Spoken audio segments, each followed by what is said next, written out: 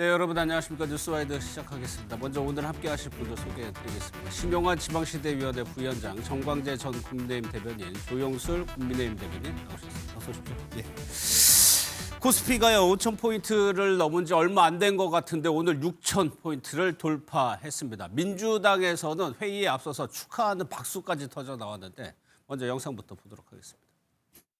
여러분 저 현황판을 좀 봐주십시오. 코스피가 지금 6,000을 넘었습니다. 예. 박수 한번 치고 시작하죠.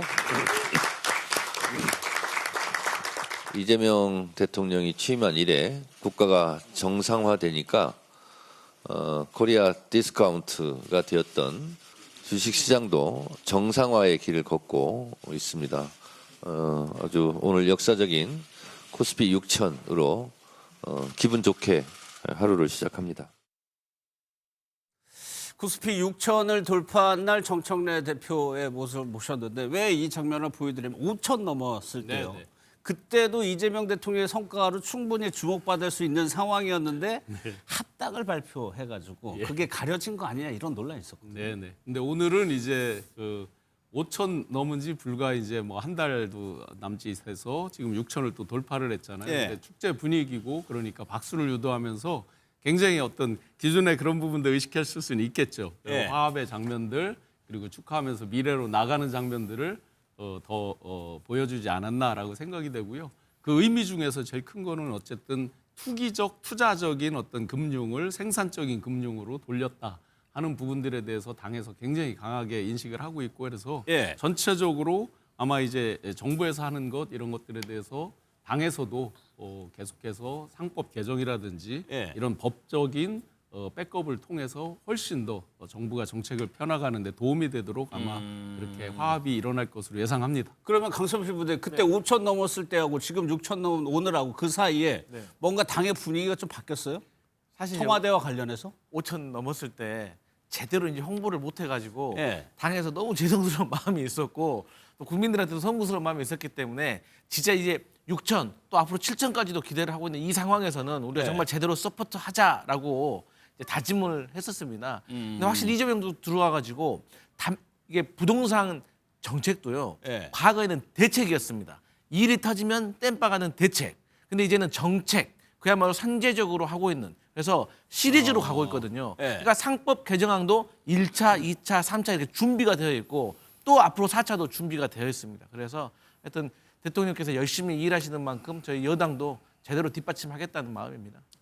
그래서 그럴까 이런 분위기 때문에 그럴까 이재명 대통령이 현안 그 당청 갈등 논란이 된 그 부분에 대해서 입장을 밝혔는데 뭐라고 얘기를 했는지 직접 한번 핵심적인 내용을 보겠습니다.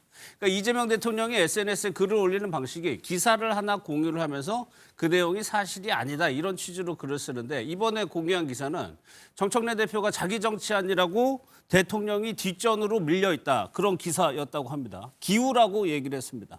대통령은 뒷전이 된 일이 없고 그렇게 느낀 적도 없다라고 얘기를 했습니다. 그러면서 민주당은 최선을 다해서 잘하고 있다라고 얘기했어요. 대통령이 뒷전으로 밀린 적 없다. 그런 느낌을 받아본 적도 없다라고 일단은 대통령은 얘기를 했습니다. 제가 이제 예. 갈등설이라든지 뭐 이름도 이제 장명을 막 하잖아요. 명청 갈등 뭐 여러 이름을 할 때마다 청와대 이제 인사들과 여쭤보기도 합니다. 예, 뭐라고 각 파트별로 여쭤봤을 때 굉장히 재미있는 답이 돌아옵니다. 대통령과 당 대표는 굉장히 긴밀하게 협의를 아주 잘하고 있다라고 예. 돌아옵니다. 그러면 그게 이제 일부러 어떤 외부적으로 표현하기 위해서 무마하기 위해서 이런 거냐? 그래서 여러 루트로 물어봤고 네. 최근에 다시 또 물어봤습니다. 그 기존에는 그럼 어땠냐 했을 때 거의 한결같이 두 분 간에는 큰 이견이 없는 것으로 다만 이제 방법론이나 어떤 시차 이런 것들에서 일부 있었겠죠. 현상들이 있었겠죠. 본질적으로 굉장히 잘 통하고 있다라고 초지일관 관계자들 여러 관계자들이 답을 했습니다. 예. 알겠습니다. 그런데 과거 뭐 한 달 사이에 보면은 정청래 대표 당과 청와대가 이거 삐걱거리는 거 아니냐 몇 가지 장면들이 있었죠. 영상을 좀 모아봤습니다. 대통령은 개혁주의자이지만 방법에서는 실용주의자입니다. 막 밀어붙이라는가 보다 하고 막 하면 네네. 대통령은 왜 당이 자꾸 요즘 왜 이래요? 또 이러신다고요. 지난번에 그러면 정청래 대표한테 반명 아니냐라고 물었던 것도 경고다 이렇게 보시는 분들도 계시던데 아니다라는 저는 말씀이세요? 농담으로 봅니다. 이분이 농담이 약간 반어법 농담이 많아요. 지금 더불어민주당 안에는 반명은 없습니다. 다 친명인데 네. 그 안에 정 대표와 약간의 친소관계가 있는 지도부들은 분명히 있어요.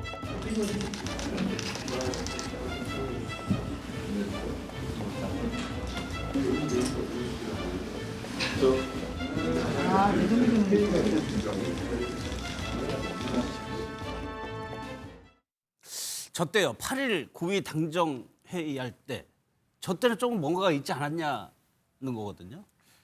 그때만 해도 예. 좀 이제 청와대하고 대표실하고 당하고 조금 이제 좀 서운한 마음이라든가 어색한 마음이라든가 좀 그런 마음은 분명히 있었던 것 같습니다. 그리고 또 노출이 되기도 했죠. 네, 모두 그래서 발언해서. 전날도 사실 제 기억으로는 강훈식 비서실장도 당이 좀 제대로 좀 입법 속도 좀 내달라라고 네. 또 요청을 했던 걸로 기억하고 어쨌든 과거에 저렇게 좀 스텝이 안 맞았던 면은 있지만 사실 그때 교훈 삼아가지고 지금은 당에서도 어떤 행사가 있었을 때 예. 어떤 청와대라든지 정부의 어떤 일정과 좀 조율을 해가지고 하는 모습을 보이기 때문에 예. 앞으로는 저는 불협화음을 좀 보여서 안 될 것 같다.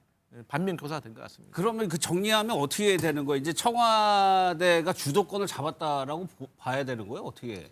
사실 여당일 때는 예. 당연히 대통령이 주도권을 가지고 국정을 운영하는 것이고 여당은 대통령과 정부가 국정을 운영하면서 필요한 개혁 입법, 선진 입법에 대해서 법안으로서 마무리, 보완을 해주는 그런 역할을 하는 거잖아요. 예. 그렇기 때문에 저는 이러한 그 여당이 대통령을 서포트하는 건 저는 당연하다고 생각을 합니다. 그렇기 때문에 사실 예. 여당일 때는 당 대표보다 원내 대표가 조금 빛난다는 말이 있잖아요. 그렇죠. 예, 그런 차원인 것 같습니다. 그러면 그렇게 최근 한 달간의 이렇게 변화의 흐름이 결국에는 이재명 대통령의 정치력이라고 봐야 됩니까? 예, 그 전체적으로 조율에 사실은 이제 굉장히 탁월한 능력이 있잖아요. 예. 외교 준비가 되지 않았다고 일부 우려했었던 분들이 있지만 외교력에 있어서도 탁월하게 조율하는 것들을 많이 보여주고 있잖아요. 마찬가지로 국내 정치력에 있어서도 많은 분들이 사실 놀라는 게 있어요. 이렇게 친화력이 좋으냐, 이렇게 어떤 갈등 조정 능력이 좋으냐라는 얘기들을 많이 했거든요. 그러면 현상적으로 외부에서 어떤 많은 비판이 있다는 거 대통령이 잘 아시겠죠. 예. 그 실제로 커뮤니케이션 방식이 조금 독특한 면이 있습니다. 직접 소통을 상당히 능히 하시고 또 간접적인 직접 간접을 잘 구별해서 하는 아주 탁월한 면이 있거든요. 예. 그러면 그 사이에 여러 가지 아마 갈등 조정에 대한 이런 부분들의 메시지, 이런 조율 이런 것들이 참모들 역할도 있었을 것이고 그래 어느 정도 그게 완결이 됐다라는 마지막 방점을 찍는 거 아니겠냐라고 생각이 듭니다. 저는 사실 그때요. 이게 이제 민주당 지도부였나요? 이게 밥 먹는 자리에서 이재명 대통령이 농담으로 혹시 반명이세요라고 정청래 대표한테 물어봤을 때 이게 상당히 뼈가 있지 않았을까 싶기도 하거든요.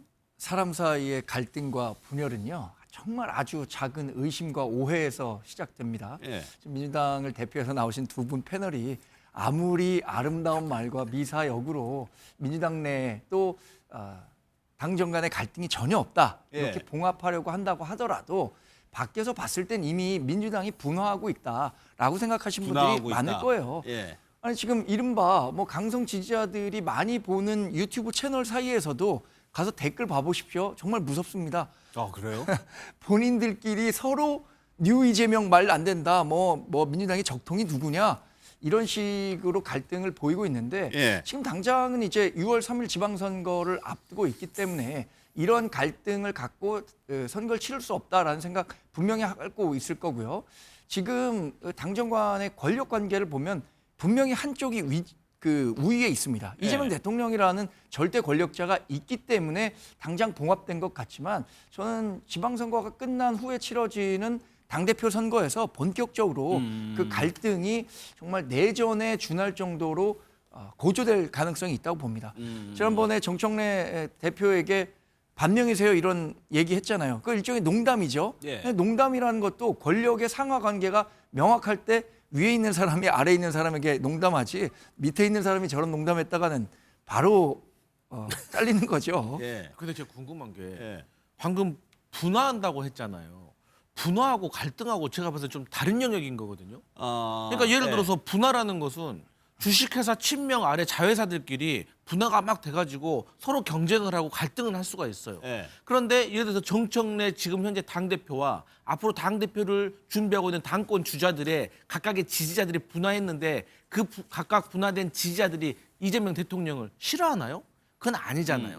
그렇기 때문에 우리 정광재 대변인께서 말씀하셨던 것처럼 확실히 분화는 되고 있습니다. 예. 하지만 그 분화된 사람들이 대통령과의 갈등 이거는 좀 맞지 않다. 아니 그런데 이게 최근에 그 이제 갈등인 거죠. 그 분화는 이제 갈등에서 시작된 건데 제명인의 마을이라고 있습니다. 예. 이재명 대통령을 굉장히 지지하는 모임에서 그 정청래 대표를 어떻게 할지에 대한 투표가 있었어요. 강퇴했죠. 예. 예, 그래서 81%라는 압도적인 표로 정청래 대표하고 이성윤 최고위원이 강퇴를 당했습니다. 예. 그게 이제 전형적인 이제 갈등을 보여주는 단면이고 지금은 이제 이재명 대통령이 워낙에 힘이 세니까 그게 눌려 있는 거지. 그 갈등은 언제든 터질 여지가 근데 있죠. 방향성에 문제가 있다고 봐요. 그러니까 분화와 진화, 갈등을 겪으면서 분화와 진화를 당연히 할 수 있죠.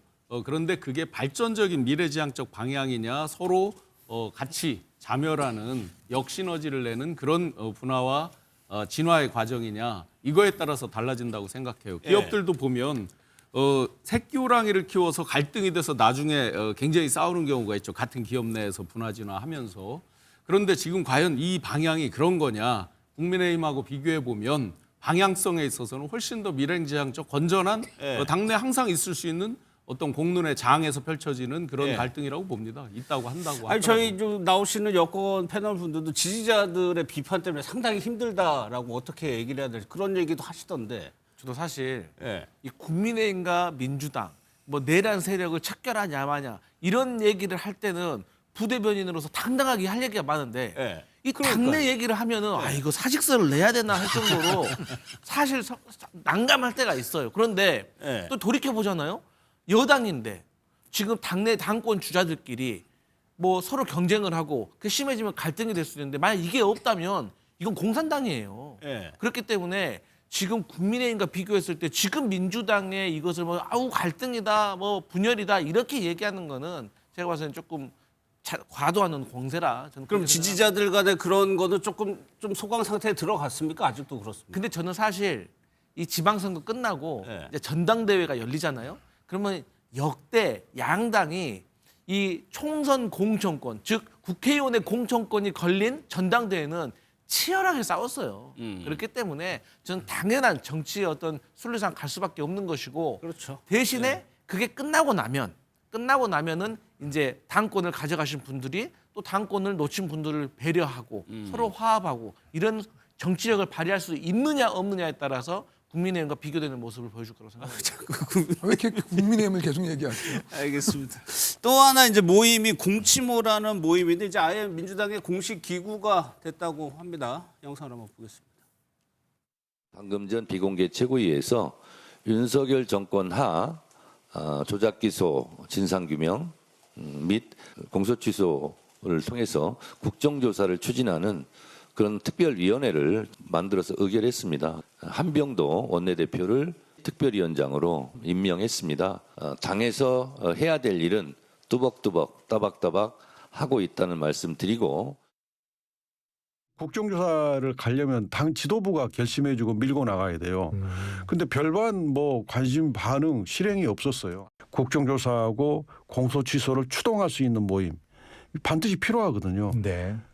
필요한 모임이기 때문에 105명이 가입하신 거고 그래서 이 모임의 필요성을 인정을 한다면 저는 당연히 동참해서 힘을 실어주는 게 맞다고 생각합니다. 공치보나 모임이 생기니까 이제는 목소리가 만들어지고 국정조사 모임을 한다고 하지 않습니까? 그러면 이 모임이 필요한 겁니다. 100명 이상의 민주당 의원들이 참여했는데 이 모임의 성격을 두고 논란이 일었었단 말이에요. 그런데 당에서 아예 공식 기구로 했다는 거는 무슨 의미가 있는 겁니까? 이제 기존의 그 조작기수 대응 특위의 이제 임명 관련해서 예. 특위위원장 임명 관련해서 여러 이야기들이 있었잖아요. 당내 이제 좀 전에 말씀하신 대로 당원들 간에 이제 갈등으로 비춰질 수 있는 내용들도 있었고, 그런데 이제 공치모라는 모임이 생기면서 또 공치모에 대한 여러 가지 이제 또 논란도 있었죠. 예. 그런데 이 양쪽이 이제 다 논란이 있던 상태에서 일종의 이제 결합되는 형태죠. 결과적으로 보면 당내 공식 기구로 이게 들어오다 보니까 그렇다고 보면 이제 외부적으로 비춰지던 어떤 갈등 양상, 당원들 간의 어떤 논쟁 이런 것들도 이제는 합쳐져서 훨씬 더 건전한 방향으로 갈 수 있겠죠. 그게 공치모 중심으로 간다는 거예요. 그러면? 지금 이제 당 대표께서 비공식 최고위원회에서 공식 기구로 한다라고 하니까 충분히 그렇게 지금 안으로 들어와서 할 수 있는 그럼 거죠. 축이 그쪽으로 넘어간 겁니까? 그럼요. 그러니까 이제 공치모라는 일단 의원들의 모임으로 돼버리면 사실 그렇지도 않지만 밖에서 봤을 때는 이게 지금 뭐 친명 사단이냐, 예. 친명 조직이냐 이렇게 사설 조직으로 봐버리잖아요. 예. 근데 이것을 당내 기구로 들어오면 누가 보더라도 정상적인 당내 기구에서 당론에 따라서 하는 역할로 볼 수 있기 때문에 저는 정청래 대표께서 참 탁월한 신의 한 수를 두셨다라고 생각을 합니다. 알겠습니다. 근데 제- 저는 네. 이 생각합니다. 이게 이름이 뭐건 또 당내 공식 기구건 비공식 기구건 그건 중요하지 않고요. 본질이 중요한 거죠.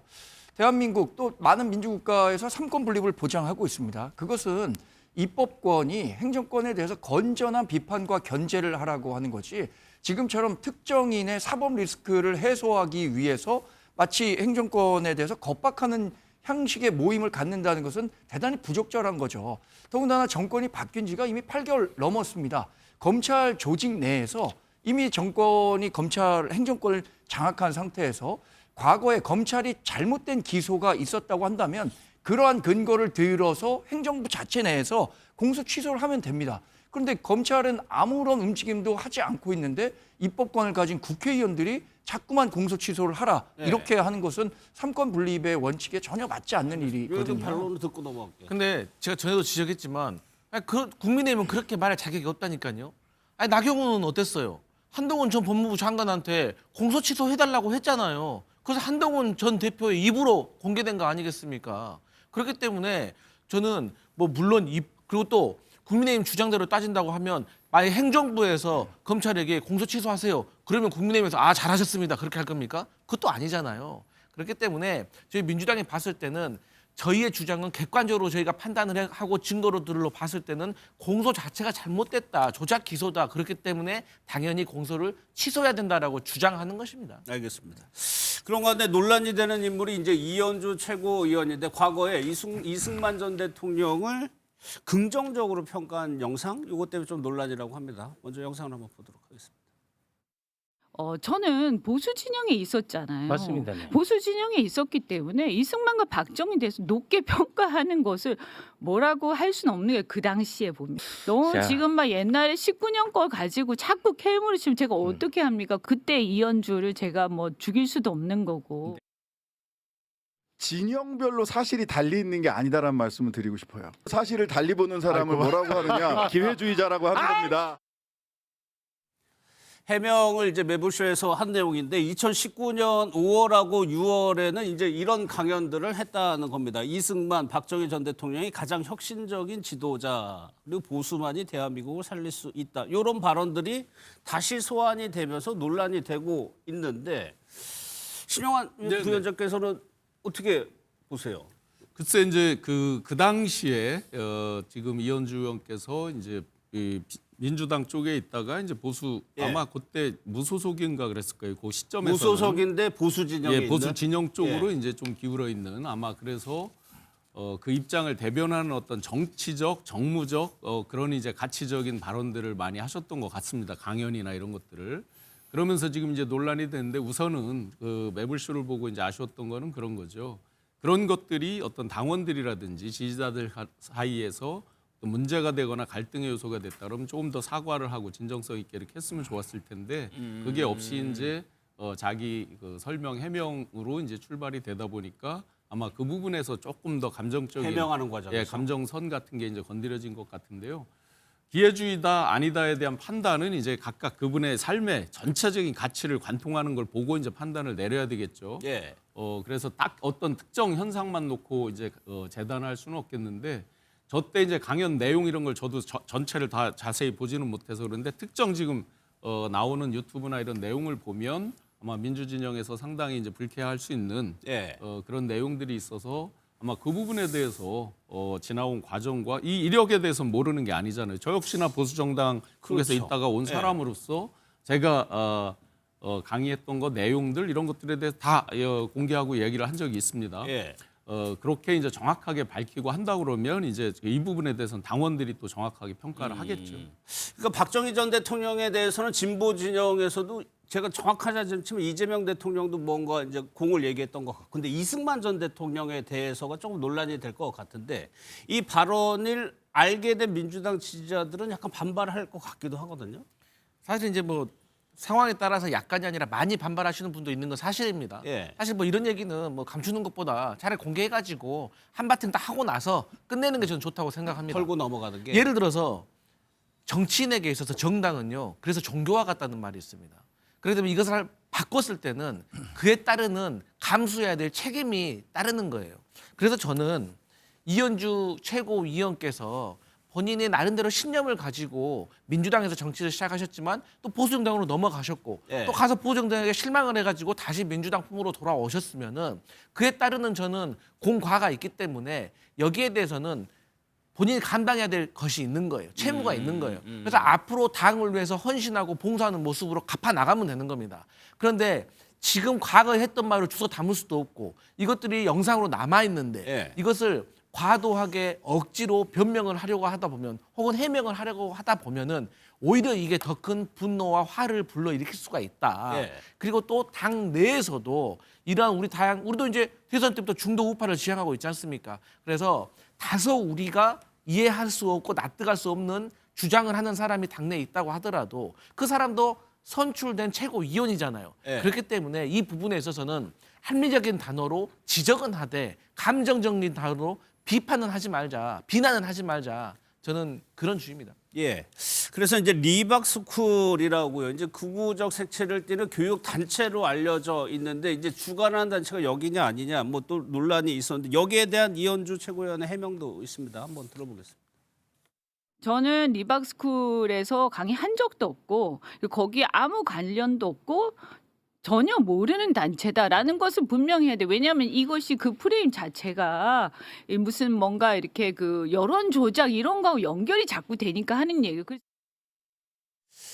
리박스쿨은 정치를 조금 관심 있는 분들은 어떤 성격의 단체인지는 아실 것 같은데 이현주 최고위원은 몰랐다는 취지인 것 같아요. 해명이. 뭐 안다 모른다라는 평가를 누가 할 수 있겠습니까? 예. 본인만이 안다 모른다라고 정확히 알 수 있을 것 같은데 지금은 당장 안다고 할 수 있겠습니까? 내가 그거 알고도 거기서 강의했다라고 한다면 예. 지금 가뜩이나 잃고 있는 본인에 대한 비판 여론이 당내든 뭐 진보 진영 내에서든 더 확산될 수밖에 없으니까 일단 모르고 본다 이렇게 얘기를 하는 거죠. 저는 이현주 의원이 과거에 했었던 박정희 전 대통령이나 이승만 전 대통령에 대한 평가 분명히 할 만한 내용이라고 생각합니다. 예. 왜냐하면 모든 역사적인 인물에는 공과 가가 당연히 있게 마련이죠. 공을 높게 보냐 과를 높게 보냐 이런 평가의 기준 좀 다르겠습니다만 당연히 이승만 박정희가 만들어온 건국과 산업화의 과정을 거쳐서 지금의 대한민국이 있기 때문에 과거에 했었던 말 뭐 뺄 말도 없는 것 같은데 지금 본인에게 정치적으로 불리하니까 이렇게 얘기를 하고 있다고 생각합니다. 더군다나 이 문제를 누가 지금 자꾸 제기하고 있느냐. 예. 조국혁신당에서 얘기하고 있는 거잖아요. 그러네요. 조국혁신당과의 합당 과정에서 이현주 의원이 조국 대표를 비롯해서 조국혁신당과의 합당 굉장히 강력하게 비판하면서 정청래 의원을 비난했습니다. 예. 그런데 그런 반작용에 의해서 조국혁신당에서 이현주 의원의 어떤 정치적 과거를 문제 삼고 있는 것 같아요. 예. 프리덤 칼리지라는 거에 대해서 이제 고민정 의원이 프리덤 칼리지 정확하게 이제 리박스쿨의 전신이라고 하는 거고 이현주 최고위원은 당시에는 몰랐다라고 주장을 하고 있는 상황입니다. 앞서 저희가 당적 변경한 거 그래픽 한번 보여드렸는데 좀 다시 한번 좀 볼까요? 그러니까 이현주 최고위원의 과거까지도 이제 다시 소환이 되는 것 같아요. 이게 당적 변경한 과정을 이제 요약을 한 건데 뭐 다들 뭐 정치권에 관심 많고 오래 계셨으니까 좀 많긴 많네요. 근데 이제 그 예를 들어서 탈당이나 뭐 출당이나 뭐 예. 뭐 제명이나 여러 이제 과정들을 봐야 되겠죠 기본적으로. 저 같은 경우도 이제 제가 보수 진영의 전문가로 발탁됐다가 탄핵을 당하면서 예. 입 바른 소리를 아주 세게 한 적이 있습니다. 아시는 분들 다 아시지만 그러면서 이제 쫓겨나다시피 나오고 이렇게 된 적이 있는데 그 과정이나 내용을 정확히 이제 하나하나 이렇게 시점별로 봐야 될 것 같긴 합니다. 예. 그런데 이제 그때 있었던 일과 또 뒤에 있었던 일이 가치적인 측면, 개인의 어떤 신념적인 측면에서 많이 다르다 그러면 이제 그런 부분은 또 별도로 봐야 되겠죠. 여기 예. 아니 저 당은 뭐 실제로 진짜 다 옮긴 건 맞고요. 그리고 저는 이제 이현주 의원을 제가 좀 두둔을 좀 해야 될 것 같은데 그러세요. 이현주 예. 의원 같은 경우 이제 민주당 들어갔었을 때 이재명 지금 대통령이죠. 직접 영입을 하면서 실제로 이제 과거에 대해서 이제 묻어두고 이제 영입을 했고 그 안에서 이제 공천을 받아서 국회의원이 되지 않았습니까? 그리고 최고위원이 됐는데 지금 아주 때늦게 이미 과거에 대한 발언들을 다 알고 있는 상태에서 영입이 된 거고 그리고 특히 이현주 의원 같은 경우는 이제 그 당시에 그 이야기를 했어요. 자기가 이재명 대통령을 비판한 게 아니라 예. 자기는 이제 문재인 정권 시절에 조국을 비롯한 이런 분들에 대한 행태들을 갖다 비판했다라고 했고 그렇기 때문에 이 합당 과정에 있어서 그러한 합당을 굉장히 반대할 수밖에 없었던 어떻게 보면 자유의지를 갖고 이야기를 한 건데 이걸 가지고 그 합당이 무산됐다고 해서 특정 진영에서 이렇게 공격하는 것은 뭐 건전한 공격은 할 수 있겠죠. 하지만 갑자기 뜬금없이 자기네 당에서 이제 국회의원도 만들고 그리고 최고위원까지 만들었던 사람을 갖다가 예. 과거를 다시 소환해서 리바이벌해가지고 이렇게 때리는 거는 맞지 않다라고 저는 보거든요. 특이하네요, 진짜로 이제 국민의힘에서 여당 의원을 비호하는 발언이요. 여기가 다 보수 진영이죠. 국민의당부터 해가지고 그런데 박선필 분들 네. 정작 당선은 진보 진영, 민주당 계열에서 했다고 그러더라고요. 네. 근데 이 국민의힘 대변인께서 하셨던 말씀 중에서 제가 좀 바로잡아야 될 거는 예. 뭐 참 이런 말씀 드리기도 좀 부담스럽긴 하지만 저희가 과거의 발언을 모두 다 알았다? 그건 사실이 아니에요. 조영수 대변인께서도 본인이 한 말 다 기억하십니까? 못해요. 근데 다른 사람이 하면 어떻게 다 알겠습니까? 그런데 아무리 우리가 이제 선출을 했다고 하더라도 과거에 내가 몰랐던 발언이 소환됐고 그 발언이 내가 지금 생각하는 것과 우리 민주당이 생각하는 것과 공감하는 것과 좀 거리가 있다고 하면 다소 또 어색할 수는 있는 거거든요. 예. 그래서 제가 드렸던 말씀이 그럼에도 불구하고 당을 떠났던 사람이 다시 돌아올 때도 책임져야 되고 감당해야 될 부분이 있는 거고 예. 또 당에서도 떠났다가 다시 돌아온 사람을 다시 영입을 해서 또 국회의원을 만들었을 때는 예. 또 감당해야 될 부분이 있는 것이다. 하지만 그렇다고 해가지고 과거에 있었던 오해라든가 해명해야 될 부분에 있어서 덮고 갈 수는 없는 거거든요. 그래서 저도 이현주 의원도 있는 그대로 솔직히 말하면 되는 거고 또 그걸 듣는 사람도 뭔가 못마땅하더라도 그 부분에 있어서는 비판은 하되 비난은 하지 말라. 저는 그거예요. 제 말은 그러면은 아니, 이현주 최고위원이 정청래 대표 비판에 아예 공개적으로 선봉해서 아주 강하게 했잖아요. 그럼 이 논란 이후로 약간의 그런 영향력이라는 이런 게 퇴색이 좀 됐나요? 당내에서? 아무래도 사실 우리가 A는 A고 B는 B니까 분리해서 얘기해야 되거든요. 그러니까 지금 방금 말씀하셨지만 이 조국 혁신당에서 합당에 반대하는 이현주 의원을 공격하는 소재로서 과거의 발언을 끄집었다고 하는데 사실 우리가 이건 분리해서 보기는 봐야 돼요. 그러니까 이현주 의원이 합당에 반대하는 것이 옳으냐 그르냐 이걸 네. 가지고 우리가 뭐 비판을 할 수는 있겠지만 사실 과거에 있는 것은 이 합당하고는 또 상관이 없는 거거든요. 예. 그런데 하지만 이게 사람이 하는 일이고 감정이 있는 동물이기 때문에 우리가 이게 섞일 수밖에 없는 현실적인 문제가 있는데 그럼에도 불구하고 이런 식으로 우리가 당내 논란이 있으면 이게 누구 좋을 일입니까?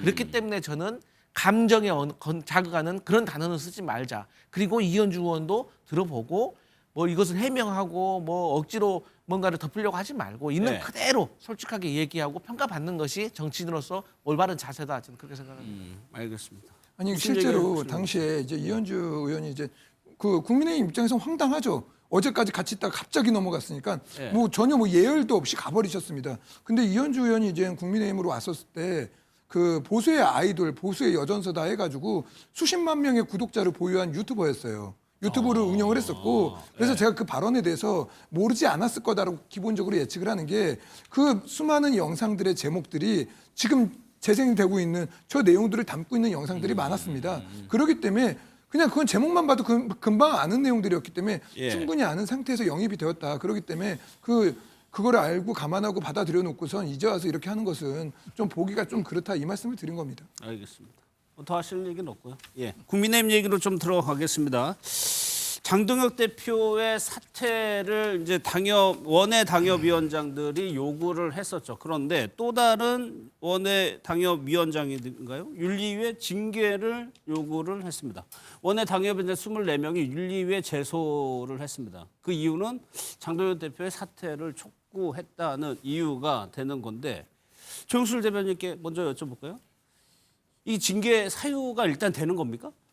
우선 이제 징계를 추진하는 분들은 기본적으로 그 당 대표에 대해서 이제 좀 과도한 이제 공격을 했다라는 취지인 거고, 예. 그리고 과도한 공격을 하면서 이제 나왔던 이제 발언이라던가, 그리고 그러한 이제 당내에 실제로 이제 당원 당규상에 개파 정치를 갖다 하지 못하게 하는 그 예. 조항이 있습니다.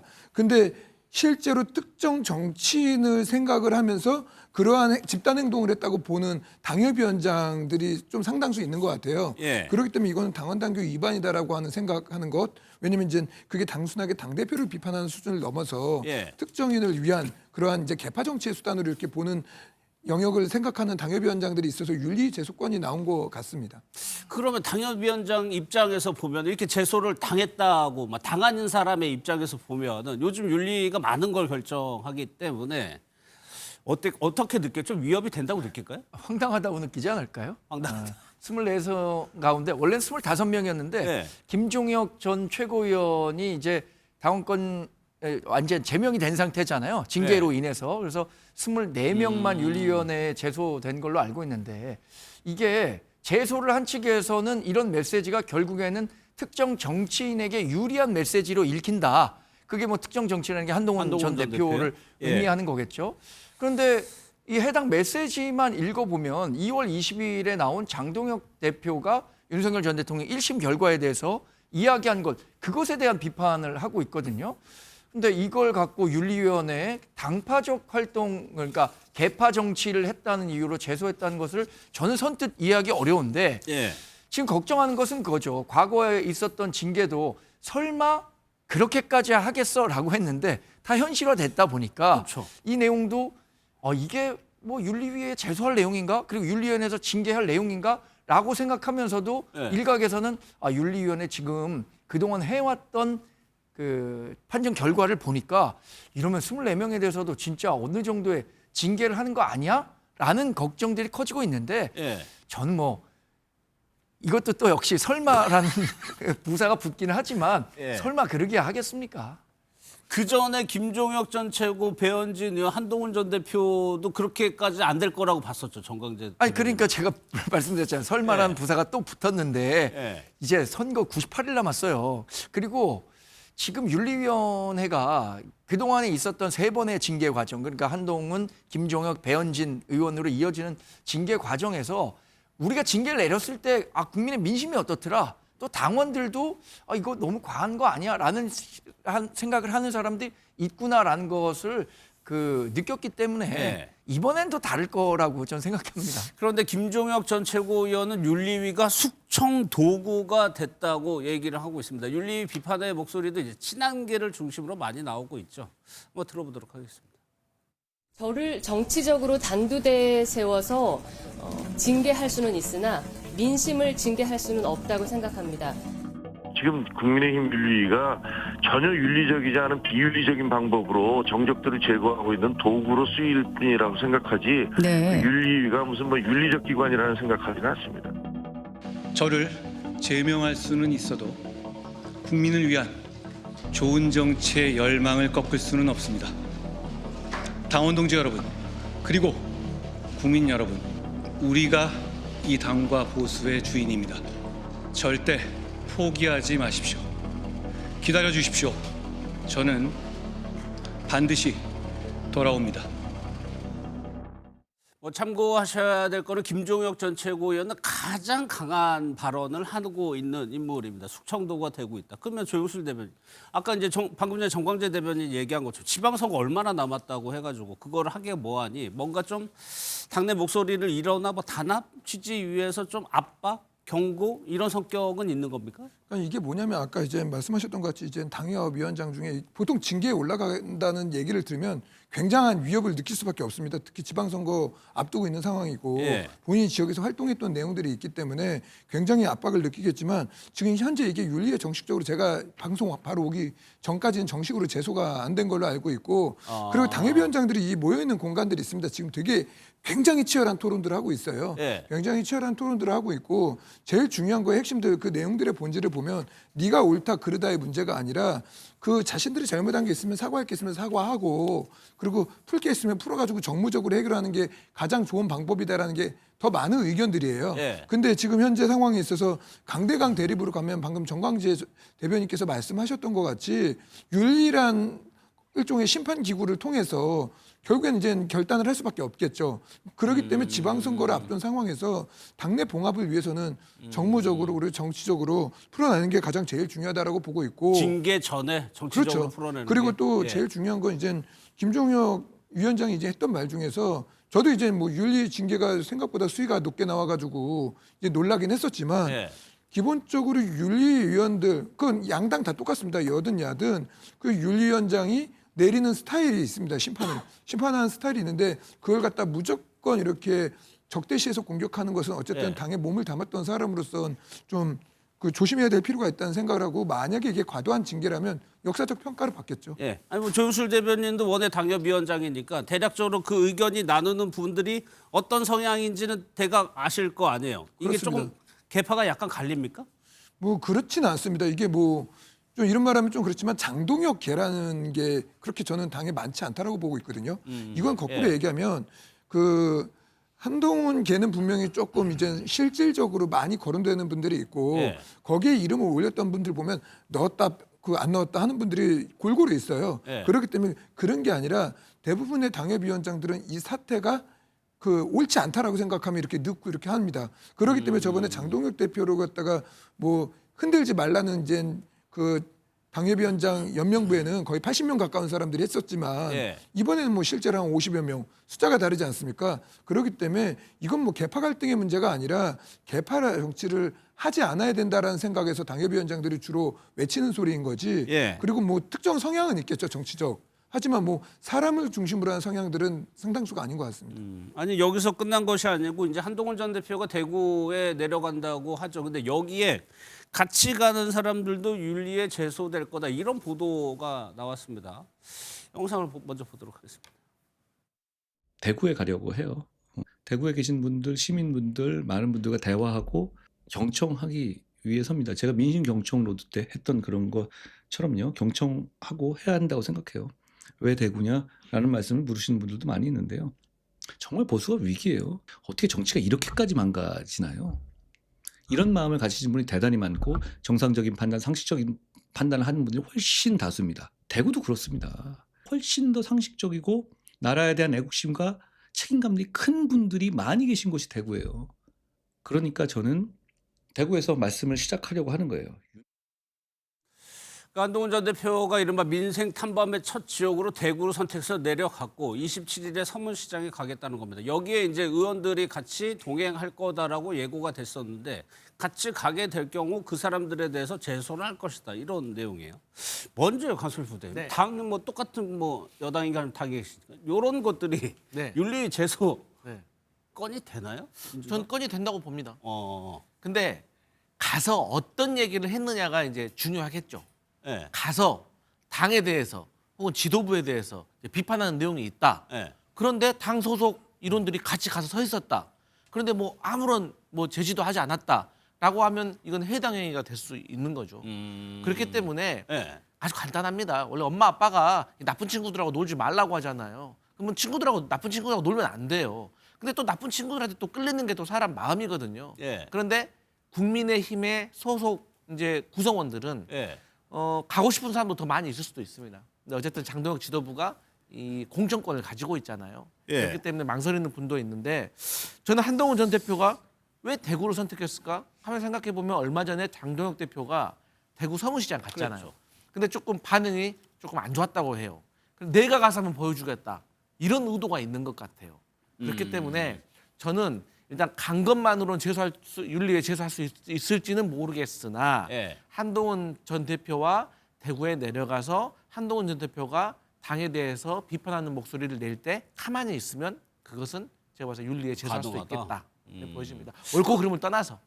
네. 아니, 맞는 말씀이죠. 그 실제로 근데 이제 한동훈 이제 대표 측에 이제 관계되신 분들이 지금 이거에 대해서 과거사를 문제 제기하는 게 네. 한덕수 전 국무총리 건입니다. 그때 무소속일 때 거기에 갔던 사람들은 그럼 징계 대상이 아니냐 이 얘기를 많이 하는데 이거는 거꾸로 얘기하면 본인들도 이게 문제가 될 수 있는 소지가 있다라는 걸 갖다 방증하는 거거든요. 예. 그렇기 때문에 단순하게 예를 들어 서문시장 가서 같이 국수 먹고 오는 거야 뭐 문제가 되겠습니까? 물론 이제 당원들이 보기에는 굉장히 부적절한 행동이라는 지탄을 받고 징계의 문제에서만 놓고 볼 땐 그렇습니다. 근데 만약에 한동훈 전 대표가 그냥 대구를 가지는 않을 거예요. 가면 어떤 메시지를 낼 수밖에 없고 예. 그 메시지를 내는데 그 적절하지 못한 자리에 해당 당원이라던가 아니면 해당 당직자라던가 해당 의원들이 있다면 그건 당원들이 굉장히 수용하기 어려운 수준의 그러한 모습들로 비춰질 수 있기 때문에 예. 그건 전 징계 대상이 될 수 있는 여지가 충분히 있다라고 봅니다. 제가 정광재 대변인인지 명확히 기억은 안 나지만 이제 내려가서 어떤 메시지를 낼 것이냐. 당연히 당 지도부의 비판의 목소리를 낸다는 얘기를 친한계 쪽에서 들은 것 같은데. 글쎄 저도 뭐 한동훈 전 대표가 왜 대구에 가는지 가서 무엇을 하려고 하는지 예. 일정 부분 공유한 게 있어서 알고 있습니다. 일단 보수의 심장이라는 대구에서 본인에 대한 비판 여론도 피하지 않겠다. 그래서 보수 재건, 정말 보수의 성지라고 하는 대구에서부터 진짜 보수 재건을 위해서 내가 대구에 간다라는 말씀을 하셨고 어제 예. 아마 뭐 유튜브 방송을 하면서도 같은 취지의 이야기를 한 것으로 아는데 거기에 동행하는 현직 의원들 예. 그분들이 한동훈 전 대표와 뭐 동행을 한다고 해서 어떤 강경한 그 정치 메시지를 낼 거라고 생각하지 않아요. 저는 한동훈 전 대표 정도만이 관련해서 본인이 생각하는 예. 국민의힘이 나아가야 하는 방향과 또 자신의 정치적 방향, 뭐 지금 재보궐선거와 관련해서도 여러 얘기가 있습니다만 그걸 구체적으로 얘기하지는 않겠죠. 오늘도 뭐 자기가 어느 지역에 가려고 한다면 다른 사람들이 뭐 자기 공천할 건 아니냐. 그러니까 본인은 끝까지 뭐 이런 식으로 좀 전략적으로 침묵하겠다라는 취지의 이야기를 한 것으로 알고 있는데 예. 단순히 동행을 했다는 것만으로 제소할 수 있을까 모르겠습니다. 아마 이 제소를 한다고 예고했기 때문에 가겠다고 한 사람들이 그게 무서워서 안 가는 일은 없을 것 같아요. 제가 생각하기에 그것 때문에 못 가겠는데 라고 국민들이 붙여지면 본인들이 어떻게 나중에 정치할 수 있겠습니까? 저는 가긴 가겠는데 그러나 뭐 과도한 정치적인 메시지를 그분 한 명 한 명이 내지는 않겠다라고 예상해 봅니다. 그러니까 정치인들이 뭘 새갓이라고 표현을 할까요? 혼자 이제 왜 당대표들 인터뷰하는 거 보면 뒤에 현역 당직자들 서 있잖아요. 네, 네. 그런 그림을 안 만들게 하겠다? 이런 이게 이제 큰 틀의 거를 봐야 되겠죠. 이게 저희가 이제 단순히 그냥 간 거를 징계하냐 마냐는 아주 그 단면이고요. 그 배경 이제 뒷그림들을 봐야 되는 거잖아요. 아까 이제 민주당 보고 갈등이라고 그랬는데 이건 전쟁이죠. 그야말로. 대구를 갔을 때 만약에 그 기초적인 반응에 있어서 일종의 이제 테스트 필드처럼 어떤 반응이 괜찮게 왔다 등등에 따라서 이번 지방선거에 펼쳐지는 재보궐선거 거기에서 대구가 됐든 또는 뭐 부산이 됐든 점점점 지금 한동훈 전 대표가 이제 출마하는 쪽에 얘기가 많이 들려고 나오더라고요. 그러면 그 반응에 따라서 굉장한 다른 파장이 있을 수 있겠죠. 동력이 생길 수도 있고. 동력이 생길 수도 있고 아니면 아예 꺼질 수도 있고 그건 알 수 없지만 그러면 그거에 따른 어떤 일종의 시험대가 될 수 있고 장동혁 대표 측에서는 그에 따라서 만약에 어떤 바람이 있다든지 했을 때에 이 지방선거에 미치는 영향 또 그 이후에 만약에 지방선거와 동시에 펼쳐지는 재보궐에서 살아 돌아왔다고 했을 때 영향 이런 큰 그림까지 뒷그림을 보는 것 때문에 징계 얘기가 나왔다고 생각이 됩니다. 아니 뭐 신용원 부원장께서 뭐 워낙 정치권 소식이 밝아가지고 한동훈 전 대표 출마 얘기 다시 또 나오나요? 정광재 대표께 대변인께 여쭤봐야 되는데 점점점 많이 들리고 듣고 있습니다. 출마 가능성은 굉장히 높아진 것 같아요. 저는 2월 20일에 있었던 장동혁 대표 그 윤석열 전 대통령에 대한 1심 판결이 그 가능성을 훨씬 키우는 계기가 됐다고 생각하는데 장동혁 대표가 어떤 식으로든 윤석열 전 대통령을 비롯한 이 강경 지지층들과 뭐 그분들 다 포기하고 수는 없겠지만 그래도 중도 외연 확장의 메시지를 일부라도 담았다면 한동훈 전 대표가 활동할 공간이 오히려 줄어들었을 것 같은데 강경한 메시지들을 내니까 그 반대 영역이 더 커졌다. 그리고 또 하나는 장동혁 대표가 그 메시지를 내므로써 당장 이준석 개혁신당 대표가 장동혁 대표와 이제 연대 못한다, 선거 연대 못한다, 손 딱 잘라냈잖아요. 예. 그렇기 때문에 그런 스탠스를 가진 상황에서는 반대 진영 역시 또 결집될 수밖에 없다고 보고, 그래서 뭐 출마 쪽으로 거의 마음을 굳힌 거 아닌가? 그런가 봐요. 오늘 네. 한동훈 전 대표가 아예 보궐 출마 가능성 열려 있다고 얘기를 했대요. 그러니까 정치인이 열려 있다 이렇게 얘기할 정도면은 해석을 네. 가능성이 좀 높다라고 해석을 하잖아요. 그러니까 자꾸 한동훈 출마 못할 거야라고 하니까 저는 일종의 반발 심리도 좀 섞여 있다고 생각을 해요. 그리고 언제든지 접을 수 있습니다. 언제든지. 저는 한동훈 전 접을 수 대표는 있다? 충분히 그런 사람이라고 생각을 하고, 왜냐하면 한동훈 전 대표의 개인적인 자질을 떠나서 예. 선거라는 거는 자기가 판과 구도를 주도해 가야 돼요. 예. 그래야지 이길 가능성이 매우 높아져요. 그런데 지금 한동훈 전 대표 같은 경우 시간이 흐르면 흐를수록 본인이 주도할 수 있는 선거 지역이 별로 없어요. 그러니까 한동훈 전 대표가 출마를 할 수 있는 지역에는 몇 가지 원칙이 있습니다. 첫 번째로는 민주당이 어부지리를 하지 않아야 됩니다. 네. 두 번째는 그렇게 해서 실질적인 국민의힘과 한동훈 무소속의 양자구도로 갈 수 있는 지역에서 출마할 수 있는 길이 열릴 수가 있는데, 텃밭이네요. 그게 뭐 대구라든지 네. 조금 넓게 보면은 부산이거든요. 근데 대구는 제가 봤을 때 국민의힘이 전략적으로 국회의원 재보궐선거가 안 열리게 만들 겁니다. 그러면은 대구 못하면은 부산으로 간다? 그럼 부산에서 뭐 전재수 의원이 부산시장 출마하면 거기에 나오는 지역구에 갈 수는 있을 정도. 혹은 뭐 주진우 의원이 부산시장 출마한다는 말도 있으니까 예. 만약에 후보가 된다고 하면 그 자리에 갈 수도 있는데, 예. 저는 주진우 의원이 선거에 나설 가능성은 또 낮다고 봐요. 그렇기 때문에 결과적으로 그런다고 해서 한동훈 전 대표가 개항 가겠습니까? 그래서 한동훈 전 대표가 출마를 하고 싶고 정말 마음을 먹었어도 이게 상황적으로 여건이 정치적으로 지형이 열려야 되는데 네. 그게 안 열릴 수도 있기 때문에 저는 아니 근데 그 얘기의 전제는 국민의힘 지도부가 지방선거의 한 축의 전략을 한동훈 전 대표를 변수에 두고 짠다는 얘기잖아요. 네, 그렇죠. 그 정도로 의식을 하고 있다라고 보시는 거예요? 저는 충분히 그럴 수 있다고 봅니다. 아니 그 정도 의식을 안 하면은 뭐 한동훈 따라서 대구 간다는 사람을 윤리위에서 재소로 한 해 만에 이런 얘기까지 안 나오죠. 저희 민주당 네. 같았으면은 재소 안 해요. 아 무슨 쪽팔리게 그런 거 가지고 재소합니까? 그리고 오히려 또 민주당 같았으면은 한동훈 전 대표 입장에서도 오지 말라고 할 것 같아요. 괜히 자기 때문에 피해갈까 봐. 이게 예. 프레임과 관련이 있습니다. 만약에 장동혁 대표, 한동훈 전 대표 이 프레임이 아니라 그러면 막바로 이재명 대통령 국정과 이제 여야 이렇게 이제 장동혁 대표 체제와 이렇게 프레임이 맞닥뜨리는 거죠. 예. 그러면 지금 현재 국정 지지도와 이 내용을 보면 이거에서는 절대적으로 또 불리함이 있죠. 현재로 보면. 그런데 이제 한동훈 대표와의 그 어떤 갈등처럼 또는 전쟁처럼 이렇게 비춰졌을 때 내부 결속과 이런 것들은 또 강점이 있는 거죠.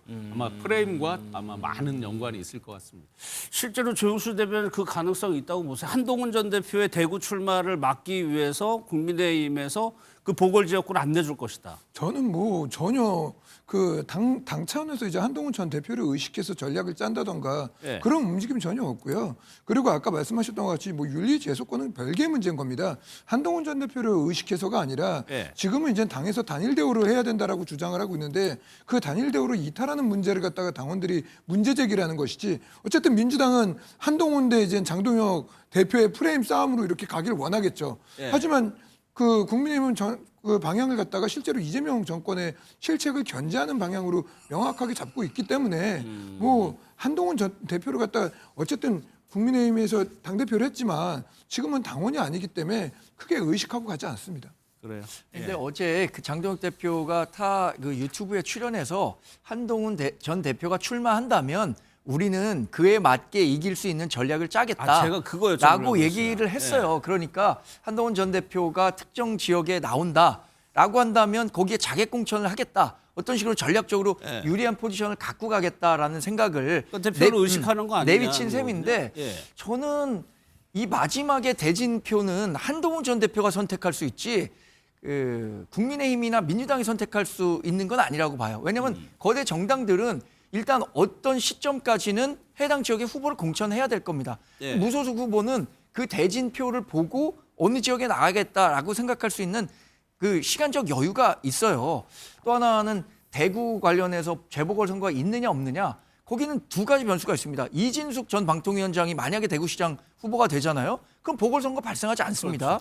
또 하나, 현역 의원이 대구시장 후보가 되면 4월 30일까지 그 후보를 국회의원을 사퇴하면 6월 3일에 재보궐선거가 있지만 5월 4일까지 사퇴할 수도 있거든요. 5월 1, 2, 3, 4일이라는 시간이 있기 때문에 정말로 지도부가 원한다면 5월 4일까지 그 사퇴할 시간이니까 그때 사퇴하십시오라고 얘기할 수도 있는 거예요. 이런 가능성들은 여의도에서 계속 얘기되고 있는 겁니다. 아니 저는 이거 조금 너무 이게 이제 한동훈 전 대표 측 입장에서 이제 봤다라고 보는데, 당연히 이제 어떤 후보가 나가면 그 지역은 갖다가 그 지역에 대해서 극소적으로 당연히 전략을 짜는 거죠. 가령 예를 들어 제가 경쟁력이 있는 지역을 갖다가 이번 지방선거에 나간다고 하면 나가는 후보들이 굉장히 의식을 할 거 아닙니까? 예. 그런 거와 같은 입장으로 봐야 되는 거지.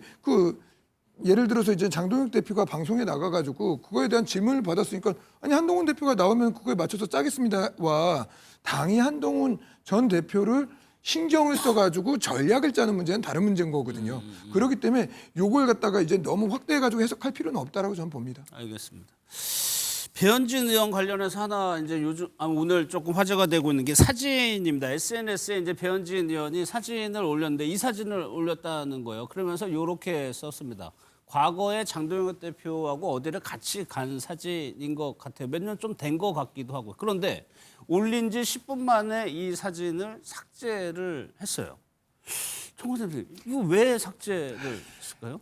이래서 새벽에 보내는 카톡이나 SNS는 위험한 겁니다. 본인도 이걸 올렸을 때 이게 새벽에 올라왔었는데 12시 반에 올렸습니다. 근데 이 사진 제가 추측해 보건데 예. 아마도 2024년 겨울 초입이 아닐까 싶어요. 2024년 12월 3일에 계엄이 있었고 예. 글 중에 보면 불과 한 회기도 안 돼서 이렇게 악연으로 끝날지 몰랐다라는 얘기가 나오거든요. 한 회기라는 것은 아마 이번 회기를 얘기하는 것 같은데 본인이 지금 장동혁 대표 체제 내에서 당원권 1년이라는 그 징계를 받았잖아요. 예. 이 사진을 찍을 때는 이런 정치적인 악연까지 생각했겠습니까? 그래서 당시에 사진을 보면서 어떤 감흥과 관련해서 얘기를 실은 것 같은데 예. 새벽에 올리는 SNS와 카톡은 조심할 필요가 있는 것 같습니다. 강선필 부대표는 어떻게 생각하세요? 근데 저는 한편으로는 예. 올렸다가 삭제한 게 오히려 또 기사가 되기를 또 바라지 않았을까? 그런 생각도 해봤습니다. 제가 너무 또 정치학적으로 생각을 했을지 모르겠지만 예. 그런데 또 상황적으로는 배현진 의원 입장에서는 충분히 올릴 만한 사진과 충분히 올릴 만한 메시지였다. 예. 저는 장동혁 대표의 입장이 상당히 궁금합니다. 저 당시만 하더라도 그러면 장동혁 대표가 한동훈 전 대표하고 가까웠던 때인가요?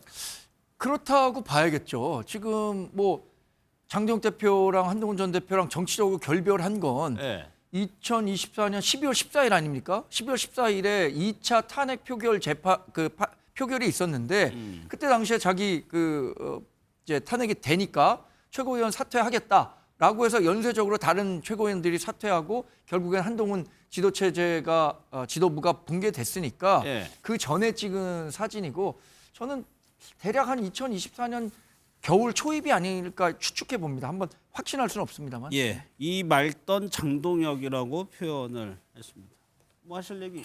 아니요, 좀 전에 이제 부대변인 말씀하셨듯이 예. 다분히 의도적이지 않을까 추정을 해봅니다. 왜냐하면 이제 일련의 과정들이 있었잖아요. 당원권 정지까지의 그 예. 과정들이 있었기 때문에 일종의 좋았던 시절, 리즈 시절 등등의 이제 것들을 일부러 살짝 반추시키면서 확실하게 이제 그 비판을 하는 그런 내용으로 비춰집니다. 예.